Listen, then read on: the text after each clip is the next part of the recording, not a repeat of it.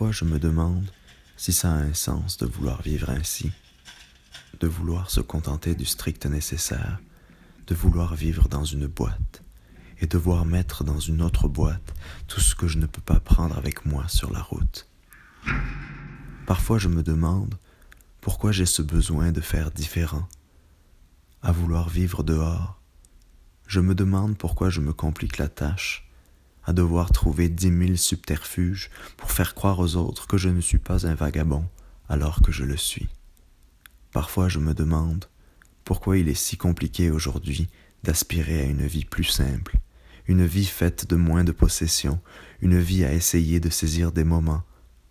Parfois je me demande s'il y a un but à tout ça, ou si justement, toutes les difficultés, toutes les erreurs, tous les essais, toutes ces étapes parfois fastidieuses, c'est cela, la vraie aventure.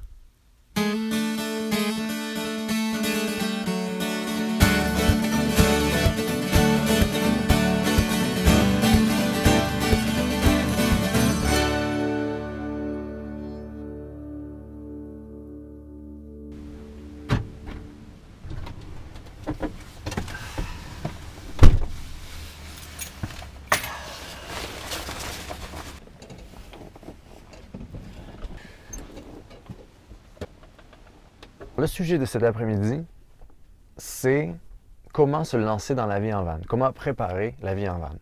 Souvent, vous allez voir, je montre ma vie à l'instant T. Les gens qui vivent la van life, ils vous montrent ce qu'ils font à l'instant T, au moment présent, mais on montre très rarement comment on en arrive là. Toutes les étapes qu'il faut pour ensuite, enfin, se lancer dans la vie en van. Ça peut paraître paradoxal, mais à mes yeux, même si la vie en van, c'est prendre des risques et c'est s'entraîner à prendre plus de risques pour vivre, il faut une certaine sécurité dans plusieurs domaines pour se permettre de vivre. Beaucoup des points dont je vais parler dans les prochaines minutes, ça va être sur établir cette sorte de base de sécurité qui nous permettent ensuite de vivre plus librement.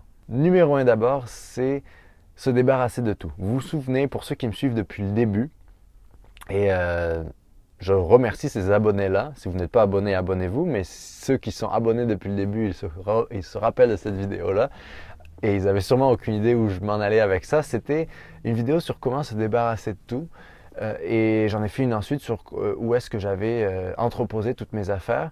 Et donc, j'expliquais un peu toute cette démarche minimaliste du downsizing, qui est se débarrasser de tout le superflu, de toutes les choses qu'on n'utilise pas. Souvent, la règle, c'est quand tu prends quelque chose et que tu l'as jamais porté, comme si c'est un vêtement ou que tu l'as jamais utilisé, même si dans ton esprit, tu te dis « Oh, peut-être que j'en aurais besoin », pense 3 mois en arrière, est-ce que tu l'as utilisé, à moins que ce soit un équipement d'hiver.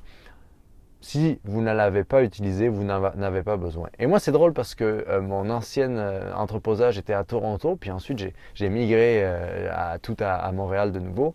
Et même si j'avais fait ce processus de downsizing, de minimalisme, j'avais encore beaucoup de choses. Parce que finalement, j'avais plus d'espace pour entreposer que ce que je pensais.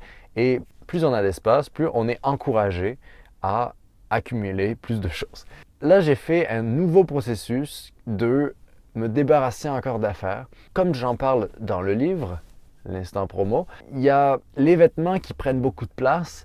Il y a ensuite des choix à faire sur qu'est-ce qu'on veut garder, des choses volumineuses. Et les 2 alternatives qui existent, c'est soit donner à des organismes,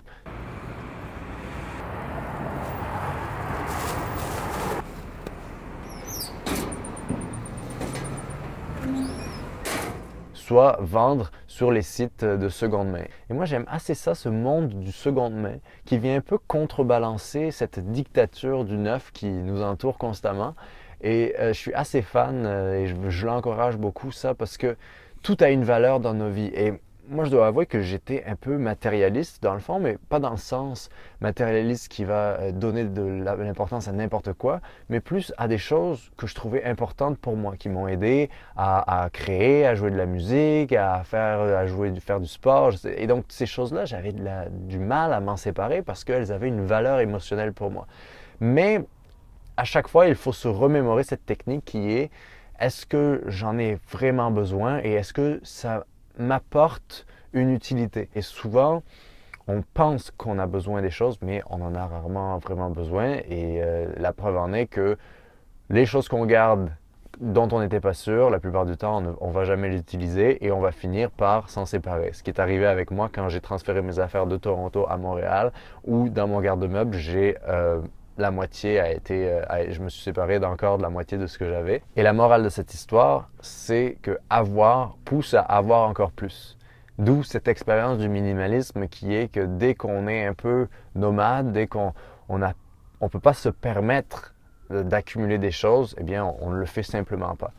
La deuxième chose pour se lancer dans la vie en van, c'est la question de l'adresse. Où est-ce qu'on va vivre administrativement? Parce que malheureusement, dans la société d'aujourd'hui, il faut une adresse pour tout. Et dès que vous n'avez pas d'adresse, vous êtes considéré comme un itinérant, un sans domicile fixe. Il n'y a pas vraiment d'entre-deux qui permet de se considérer comme nomade, mais pas nécessairement dans le besoin. Il y a deux options. Il y a soit, c'est l'option que je recommanderais parce que ça vous permet d'avoir un vrai domicile sur le papier, d'utiliser l'adresse de votre famille ou de vos amis. Et ça facilite vraiment tout. Mais parfois, eh bien, on veut être encore plus indépendant. Alors, ce qui peut arriver, c'est que le gouvernement n'accepte pas de casier postal, de case postale. Après, là, on est dans un flou un peu administratif parce que vous pouvez très bien faire correspondre votre courrier, faire du suivi de courrier qui va à votre case postale de votre ancienne adresse. Donc, il y a plein de choses comme ça et vous pouvez avoir des exceptions. Quand on s'explique, encore une fois, comme j'en parlais dans une vidéo précédente, parfois il faut masquer certaines choses, mais parfois le dire ouvertement et mettre les gens face au fait accompli, c'est que techniquement, on ne peut pas avoir d'adresse, donc qu'est-ce que je fais? Et ça m'est arrivé quelques fois d'être comme, non mais je ne peux pas avoir d'adresse, donc qu'est-ce qu'on fait? Et là, la personne, tout d'un coup, c'est un peu plus malléable la loi. Je conseillerais d'avoir juste une simple adresse, d'utiliser une adresse simple où tout va être centralisé et enlever dans votre correspondance toutes les choses que soit vous pouvez utiliser électroniquement, toutes les factures, toutes les assurances, tout ça. Finalement, vous vous retrouvez avec les essentiels. L'adresse, c'est quelque chose qui stresse beaucoup de gens. Dans notre désir d'indépendance, quand on vit dans son van, c'est difficile d'accepter cette contrainte-là qui malheureusement est une des choses à s'occuper.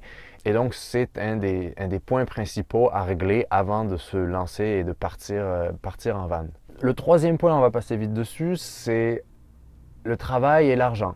Avant de vous lancer en van, je conseillerais ardemment, en tout cas vigoureusement, de savoir quel est votre plan. C'est-à-dire, est-ce que vous gardez votre emploi? Est-ce que vous êtes déjà pigiste, vous êtes déjà en freelance, est-ce que vous pouvez travailler à distance? Ou est-ce que vous prenez une sabbatique pour 6 mois, 1 an, 2 ans et que vous avez un petit peu de fonds nécessaires pour assurer le minimum, au moins, je dirais, 3 mois de vie précaire, au cas où quelque chose se passe. On a tous une vision différente de comment on gère notre argent, donc c'est quelque chose qui est très personnel, très unique.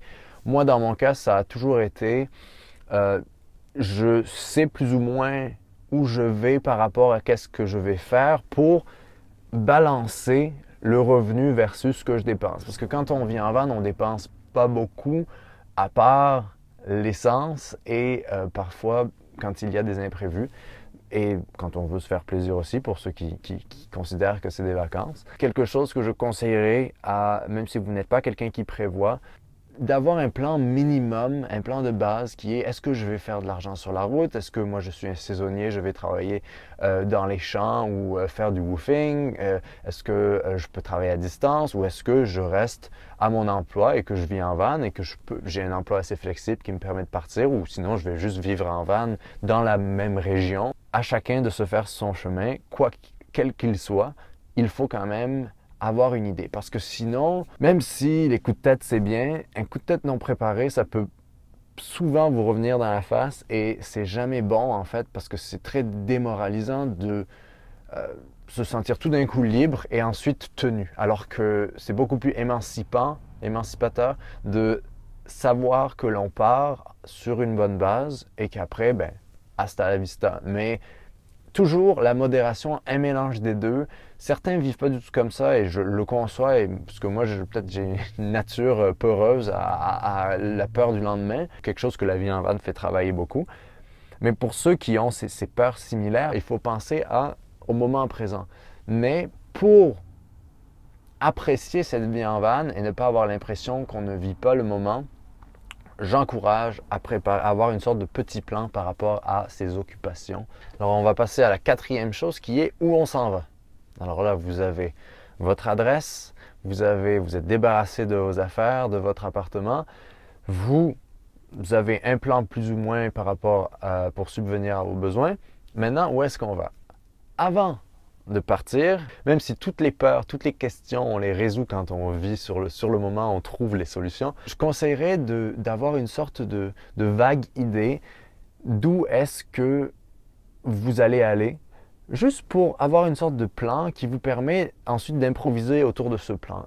Pour finir, le cinquième point n'est pas très relié à ce dont on vient de parler. Et je vais essayer de faire court parce que ça fait longtemps que je parle. Mais un conseil que j'aurais, c'est de ne pas toujours parler de vos projets autour de vous. Même si les gens vous les aimez, même si les gens posent des questions, de ne pas nécessairement dire vos plans, de dire ce que vous voulez faire, en fait, parler de tout ce que vous n'avez pas encore fait, pas encore réalisé. Dans notre cerveau, il y a parfois une sorte d'auto-réalisation ou d'auto-sabotage parfois. Notre esprit va parfois nous amener à prendre des décisions qui vont faire qu'on va aller à l'encontre de ce qu'on veut réellement. Et parfois, parler aux autres, ça peut donner des bonnes idées, mais ça peut aussi mettre en perspective certaines peurs qui vous empêcheront de passer à l'acte. Il faut un peu garder son jardin secret. Je pense pas que ce soit de la superstition, même si parfois certaines personnes ont peur que de parler, ça fait que la chose ne va pas se passer. Mais c'est toujours bien de garder ces projets pour vous quand vous ne les avez pas encore accomplis ou quand vous ne les avez pas encore vraiment commencés, parce que de parler, parfois, nous donne l'impression qu'on l'a déjà fait, mais ça n'empêche pas de parler d'autres choses avec tout le monde. Donc voici mon expérience sur l'avant-vie en van. J'espère que ça va pouvoir éclaircir certaines peurs que parfois on peut avoir. Et ce qui est naturel. En fait, avoir des peurs, c'est très sain. Ne pas avoir de peur, ça veut dire ne pas être conscient de certains choix qu'on prend. Alors qu'avoir des peurs, ça veut dire que les choix qu'on fait, ce sont les bons. Sur ce, je vous laisse. Abonnez-vous, restez au chaud, restez en sécurité et bonne route. Ciao.